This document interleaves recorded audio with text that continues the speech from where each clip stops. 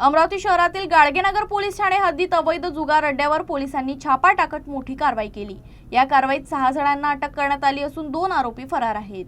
अमरावतीतील Gadgenagar police Thane हद्दीत गुन्हे शाखेच्या पथकाने अवैध जुगार अड्ड्यावर छापा टाकत मोठी कारवाई केली। विलासनगर परिसरातील आरोपी गोपी पटेल यांच्या ठिकाणी सुरू असलेल्या जुगार अड्ड्यावर कारवाई करण्यात आली। या कारवाई दरम्यान पोलिसांनी 6 जणांना ताब्यात घेतलं असून 2 आरोपी फरार झाले आहेत। घटनास्थळावरून पोलिसांनी 65,390 रुपये रोख रक्कम, सुमारे 1,30,000चे 6 मोबाईल, 1,30,000च्या 2 दुचाकी आणि इतर साहित्य असा एकूण 3,85,000चा मुद्देमाल जप्त केला आहे। या प्रकरणी 8 आरोपींविरुद्ध गुन्हा दाखल करण्याची प्रक्रिया सुरू असून पुढील तपास पोलीस करत आहेत।